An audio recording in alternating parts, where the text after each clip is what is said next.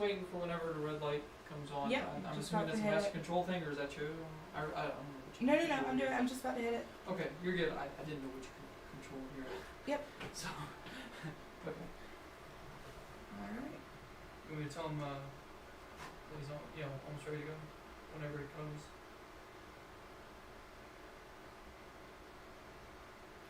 Alright.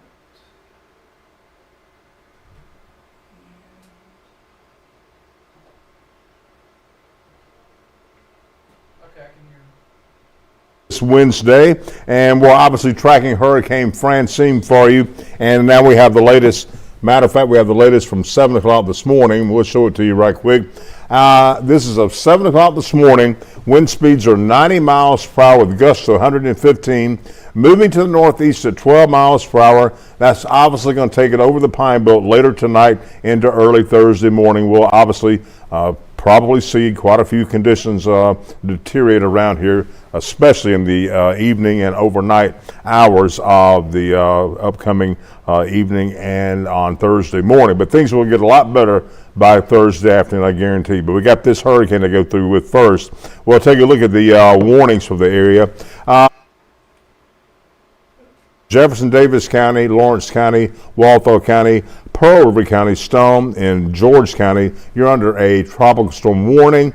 Now for Lamar County, Forest, Perry, Greene, Wayne, Jones, and Covenant counties, you're under a watch, but I would not be surprised to see you guys go under a tropical storm warning later this morning, or at least by early this afternoon. Now here is the track from the National Hurricane Center, and it has a Category 2 hurricane with 100 mile per hour winds by 1 o'clock this afternoon as it approaches the coast of Louisiana near Vermilion Bay. And now by about Thursday morning at 1 o'clock in the morning, it's southwest of Macomb, Mississippi, with 60 mile per hour sustained winds, obviously higher gusts. And by about 1 o'clock Thursday afternoon, this storm is going to be really moving fast. It'll be well north of Jackson with down to 35 miles per hour, just probably a tropical depression. But we got several things to look forward to. But what I really want to show you first of all, before I move away from this graphic, is this right here. That is an eye forming right there, right there. That is an eye. And we can clearly see the eye on the radar satellite composite. And it's clearly getting organized for sure. All right, now we have a tornado threat later on this evening into the overnight hours. The threat is basically low to medium. And we're not talking about those huge spring-like tornadoes that are 1.5 miles, 2 miles wide.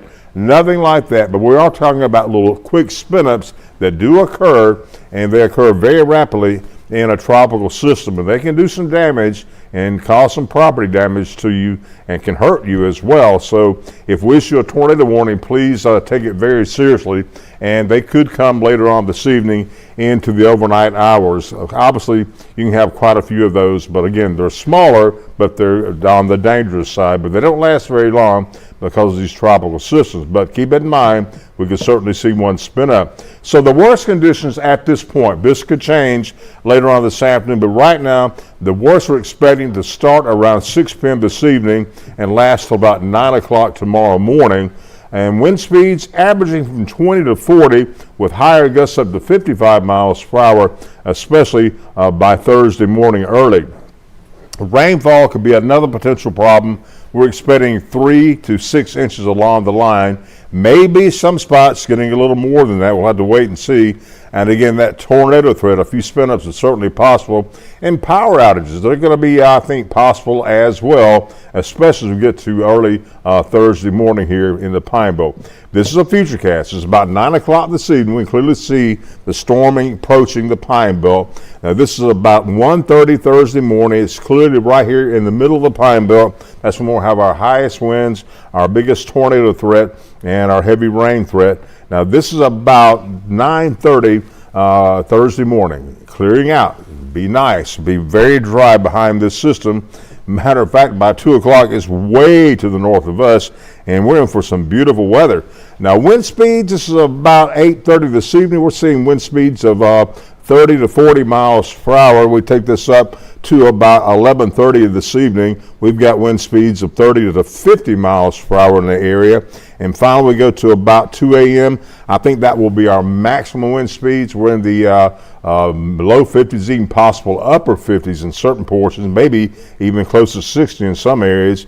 And finally, there's the eye showing up right there in Marion County. That's the center of it. And the strongest winds will be to the east of that in our neck of the woods. But watch how these winds start tapering off. By midday, we're down to 30 to 40 mile per hour winds. And after that, they start really falling down to just average gusty winds on an average day. About 4:30 will be about 18 to about 24 miles per hour. And this is Thursday evening, about 7:30 p.m. We're done with the damaging winds. And on the rainfall side, this is overall between now and Saturday. Obviously, this will occur late this evening or this afternoon, this evening, into on Thursday morning. We're expecting anywhere from 2 to about 6 inches of rain in various portions of the Pine Belt. Depends on exactly where the actual low or the eye of the storm tracks. The heaviest rain will be just to the east of that, but everybody's likely to get some good heavy rainfall beginning this afternoon. Well, kind of beginning this morning, but the heavier rain comes later on this evening into the overnight hours, so keep that in mind. So here's your forecast for today. Around 76, I think is the best we could do. Beginning in the afternoon, winds east at 10 to 30 miles per hour. Rain squalls at times, windy at times, chance of rain 100%. And overnight, that's when we'll be dealing with the worst of it, low around 70. Look at the winds east at 20 to 50 miles per hour. Rain squalls likely, and of course wind squalls, just windy at times, very windy. Matter of fact, we could have some power outages here in South Mississippi. Thursday, the rain ends in the morning. It's still very breezy, but the winds start calming down by late in the afternoon, high near 80 miles per hour. And your 7-day forecast indicates after today and early Thursday morning, the weather is going to be absolutely gorgeous. Friday with a high of 85, Saturday a high of 88, and Sunday a high of 87. No rain is in the forecast for Friday all the way into Sunday. Overnight lows mainly in the 60s. So we can expect some very nice weather after this afternoon, this evening, and overnight. Thursday after will start clearing up. And again, the weekend is looking nice and dry. We finally add about a 20% chance for showers next Monday with a high of 87 and about a 10% chance on Tuesday with a high of 88. So if we can get through this episode this evening and overnight, we'll be fine here in South Mississippi. Just make sure you have batteries for your weather radios, and make sure everything is working. Make sure you have canned goods in case you lose power. Make sure you got plenty of water and medication for all the folks who may need that. If we have power outages, I don't think they'd be that long, maybe a day or two, then have it restored. But we're not looking for a widespread damage from this system. It's certainly not a Katrina or a Camille, but it's certainly a system we've got to keep an eye on. And of course, we'll be enduring it all evening and into the overnight hours here in the Pine Belt. But we'll make it. We'll be fine. I'll check back with you about 10:30.